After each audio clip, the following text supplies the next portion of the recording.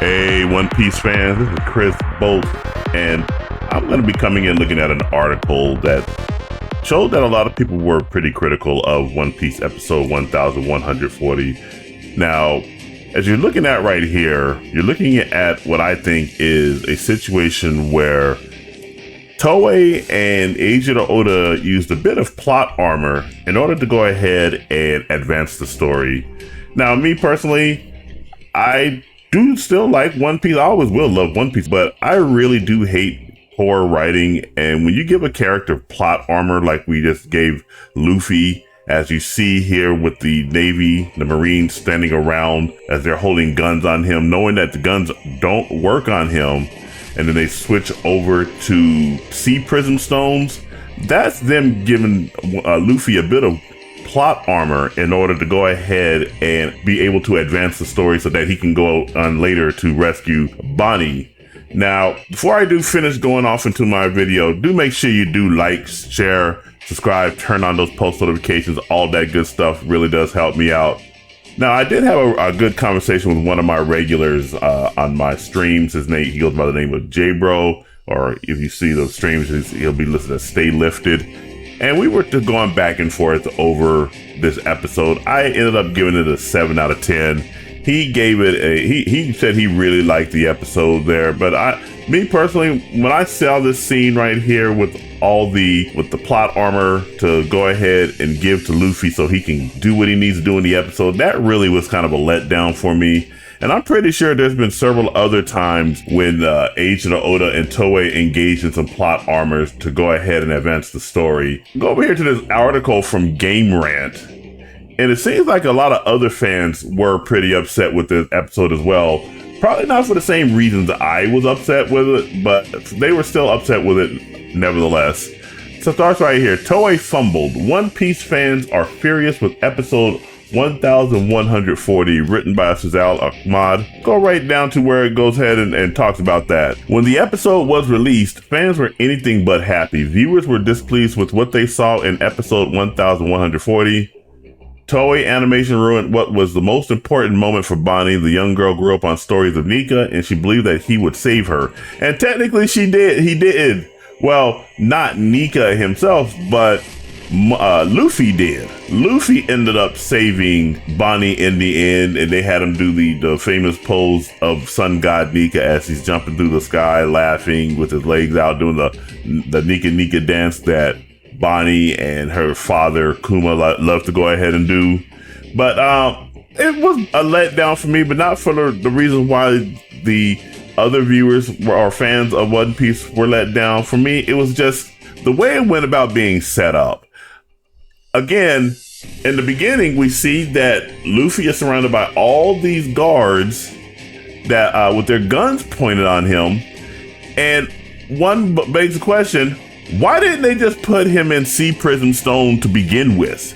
And right when after the fight with Kizaru, I would have locked him up right there and then with Sea Prism Stone. But instead, they left him sitting right there, and somebody mysteriously brought him food. Newsflash, Oda confirmed that it was Kizaru who did it. And that in and of itself pisses me off as well, because why didn't Saint Saturn notice Kizaru beaming off to go in there and get food for Luffy? Even if he was able to do it faster than the speed of light, Saturn should have still noticed that presence was gone. I mean, doesn't he have observation hockey? I'm assuming he does have observation hockey because he was able to use his presence was so strong that it kept everybody around him pinned down from being able to move. It kept Frankie pinned down, Sanji, Vegapunk, Atlas, all these other characters were pinned down by his overwhelming presence, yet he couldn't see Kizaru beam off and go get food to give to Luffy. Things like that are just very disappointing. And then, of course, he goes after the fact and explain it off panel. It wasn't something that was actually explained within the story in and of itself. People were left to infer or interpret if that was what actually happened. But me personally, I said, no, if it's not in the story, or if it's not told in the story, then it truly didn't happen.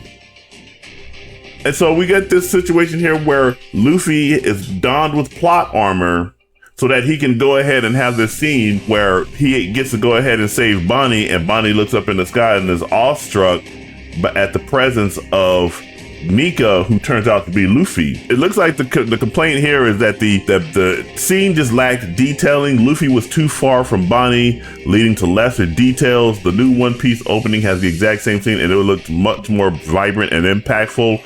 Yeah, I got to do a video on that introductory scene because there's a lot going on in there. It basically is just recapping the entire history of One Piece and the Straw Hat crew, all the way up until the current events of the Egghead Island. I really do like that opening scene, and I would definitely like to go ahead and do a video on that.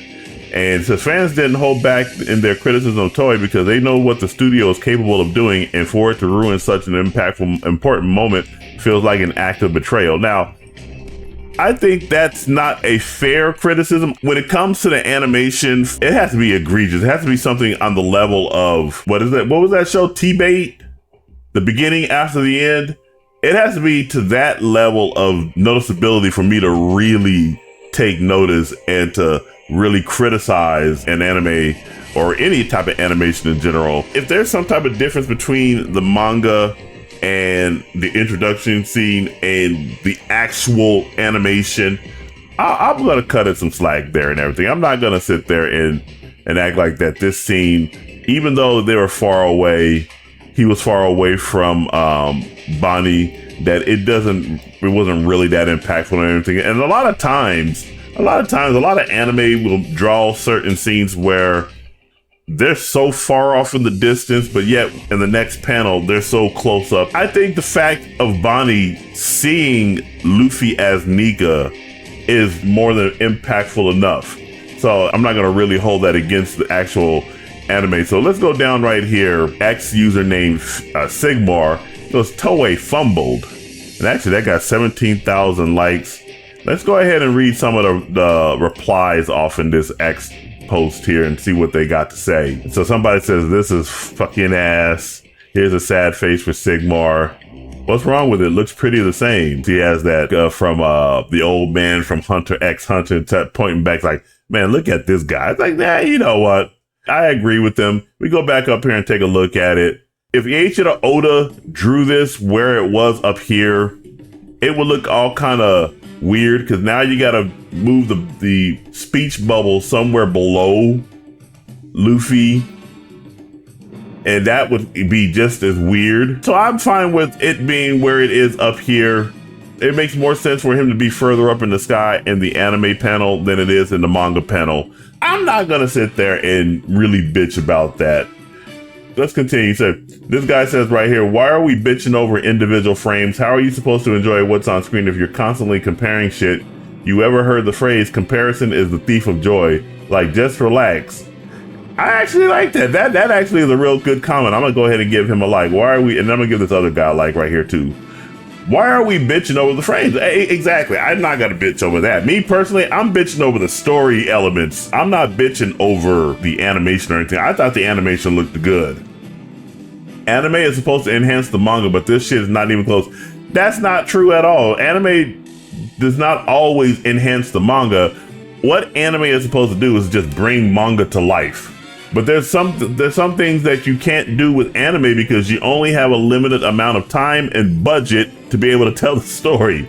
So I'm not gonna sit there and say, well, let's go ahead and take Eiichiro Oda's page and bring that and spend all kinds of money to make it look almost one-to-one to what it is in the manga. And I'm gonna cut him some slack. This guy says, I am trying to understand why some people say manga is greater than anime. Well, yeah. Sometimes the manga is greater than anime, but other times anime is greater than the manga. So some people defending this even after watching the scene in the comments is beyond my understanding. They'd even defend it if Toei just put a slideshow of manga panels. No, we wouldn't. We wouldn't defend that. We would absolutely sit there and say, nah, this is lazy right here. You just got through hearing me not defend Toei or Eiichiro Oda over the use of plot armor to advance the story. Nah, we ain't gonna do that. But overall, this actually shows that some people were pretty much mad over episode 140, but although we were pretty much mad over different things.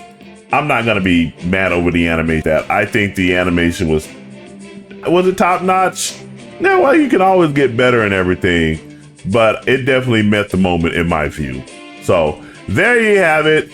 Looks like the fans were mad over the animation more than they were over the story, whereas I was more mad over the story than the animation. What did you guys think about episode 1140? Did it live up to your expectations? Were there anything that pissed you off or that you weren't satisfied with? Whatever the case may be, jump down in the comments and let me know what your thoughts are.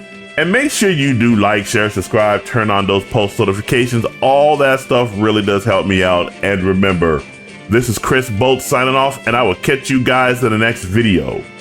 You take it easy.